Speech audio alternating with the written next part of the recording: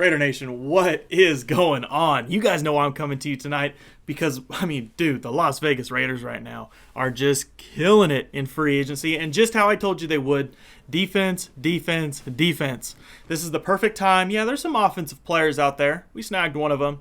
But right now is the prime time. Whenever you have, a bottom 5, bottom 10 defense all across the board, this year was the perfect time for the Raiders to go in, invest in their defense, bring in some veterans, bring in some talent, and get things going. We're going to get into that soon, and if for any new viewers, if you're watching me for the first time and you don't know who I am, you can follow me on Twitter at RaiderCody. You can listen to my podcast. I interview a lot of players. I do a lot of different things on my podcast, get a lot of different opinions on there, not just me. So subscribe to my podcast on all your favorite platforms, Apple, Spotify, Pandora, all the top podcast platforms, and as well subscribe to this YouTube channel. Obviously, I'm Raider Cody. If this is your first time, hopefully it's not your last time, and we got some free agents to get into. So let's quit messing around and let's get into it.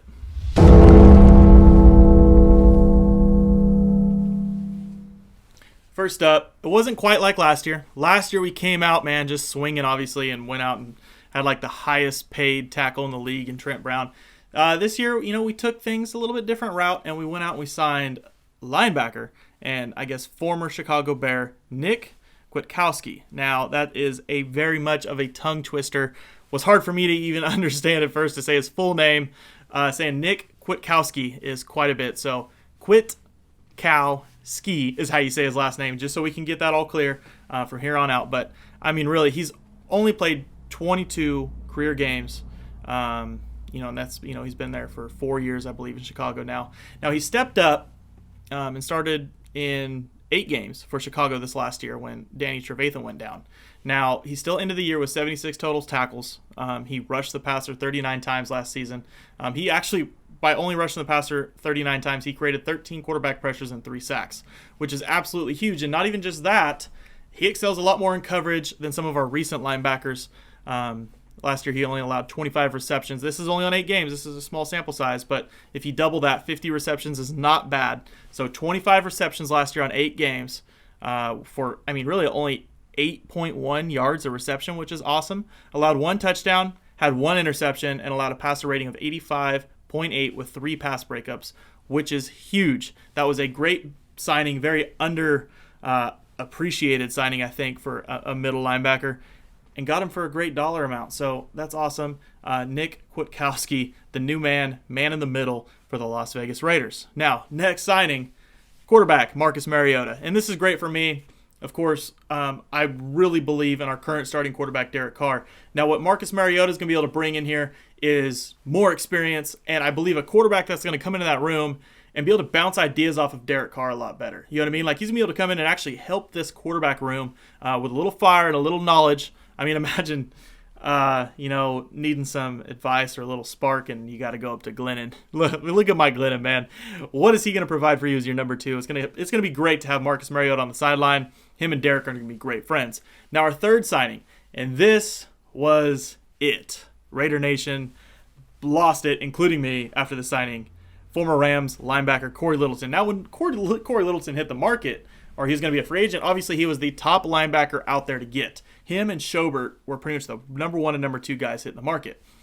I'm sitting here thinking, man, this guy's getting in between like 15 and 18 million, right? We saw CJ Mosley go and get 17 million last year. I had no doubt in my mind that this guy was going to get overpaid.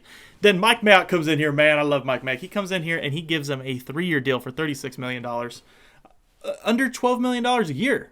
That's freaking amazing for the top linebacker on the market. Absolutely nuts. In his last 2 years, this is what's amazing. We got a great middle linebacker who can kind of do it all and blitz the quarterback, and we have the same thing here, who also excels in pass coverage. In his last 2 years, he's allowed around a 77% catch rate, 9.5 yards per reception, which you can't look at that a whole lot because linebackers, you got to remember, are covering a lot of running backs coming out of the backfield. High percentage catches, you're guaranteed to get a few yards.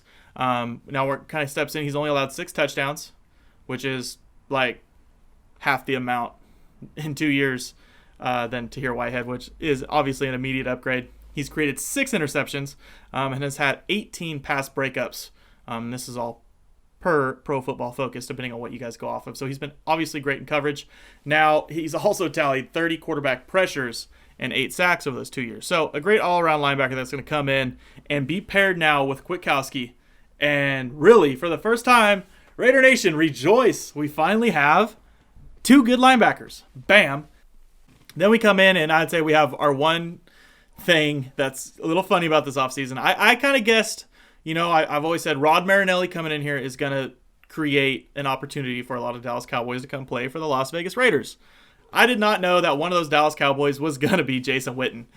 Going into his 14th season, he pretty much retired, right, for a year or something, went in the booth, came out of retirement, went and played for the Cowboys, and we gave him a $5 million contract. I mean, he's kind of one of those guys, some people have said, it's a good mentor for Darren Waller. I don't see him as a Darren Waller mentor. Darren Waller is a completely different type of tight end, and I believe that Darren Waller has a great head on his shoulders now. You hear stories about what Darren Waller went through. That's not Darren Waller anymore. He came out a better man. Jason Witten, man, I feel is the perfect mentor for Foster Moreau. I mean, dead on the money. Kind of a do-it-all tight end. Can catch some clutch catches, in prime time. He can catch touchdowns, but still have kind of a low percentage, those 40 to 50 receptions a year, which is absolutely perfect. Those two should be perfect. Derek Carrier, I'm not really sure what that means for him. Obviously, now our tight end room is a little crowded again, but a good crowded. So Jason Witten, one of the 3 Cowboys. Yeah, 3 Cowboys in one day. And my favorite now going into that is obviously, I'm sorry, not my favorite, but safety Jeff Heath. He was really, when he stepped in and had to play, he was kind of your Eric Harris type player. So we get another Eric Harris type player that can come in, be a special teamer, an all-around do-it-all guy. Get on that defense, has a great attitude, great character, the same thing that Mike Mayock keeps preaching to us, a real just raw football player. And then the third Cowboy that we signed, defensive tackle Maliek Collins, which is huge. That is my favorite Cowboy signing of the 3. Pairing him with Mo Hurst, getting in there. Jonathan Hankins is still going to be around. P.J. Hall may be in the rotation. Obviously, we've heard some weird comments about P.J. Hall, so he might not. He's on the bubble. He needs to prove himself. With Maliek Collins coming in here, this guy he's only going to be, he's 25 years old. This is amazing, right? He averages 35 quarterback pressures a year. 35 pressures as a defensive tackle, which is great. Last year he had 48, and he's had 4 sacks the last 2 years each. So Maliek Collins coming in the middle with Mo Hurst, who had a big jump in his game as well, getting pressure up the middle of our defensive line. With Max Crosby, and now opposite of Max Crosby is our newest guy, Carl Nassib. Now, this guy is going to be one of those guys that I don't want to say he's like a Benson Mayowa. We paid him around $8 million per year, and Carl's going to come in there, and I think he not really pushed for a starting job, but he's going to have a big role alongside with Cleveland Farrell. Both those guys are going to be rotating in quite a bit. He had 36 pressures last year. I don't know why I'm tongue twisting so much. He had 36 pressures last year and 6 sacks. Now translate that into numbers into the Raiders roster from last year. He'd be the second best player on that roster, right behind Max Crosby, which is great. So bam, look at this, guys. I just wanted to go over this list real quick. Of course, we're gonna have a whole full free agency recap. I'm gonna go through all the additions and stuff later down the road, but the initial big splash guys during the tampering period, this is it. There's one weird signing in there with Jason Witten came out of nowhere. Nobody was even. But when you get guys, really, Kwiatkowski, Mariota, Littleton, Witten, Collins, Heath, and Carl, another defensive end, man, this is going to be huge. There's still going to be some second wave guys that we're looking at. We're going to be signing more guys, depth players. I'd project we still maybe have $15 to $20 million in cap space to play with. Obviously, I'd like to see us go after a corner like Chris Harris. Obviously, I'd like to see us go after maybe a safety. We've been tied to some safeties. Malcolm Jenkins is on the market now. Maybe he comes in for a 1 or 2 year deal to help shore things up until we can find that more immediate answer in another offseason. Find that bridge player at a position of need, that center fielder to pair with Jonathan Abram. Let Eric Harris come in as a rotational guy. Let Heath be around there as a special teamer. We have a lot of different options. Figure out what we're going to do with LaMarcus Joyner. Chris Harris comes in there as a slot guy. You never know. That maybe gives LaMarcus Joyner a little bit of freedom. So, obviously, a lot of stuff going on with free agency. I can't go into in-depth. I've been halfway out of the loop. Normally, I'm a lot more plugged in right now. Had some family issues. I would have dropped more videos more often, but they will be coming. I promise you.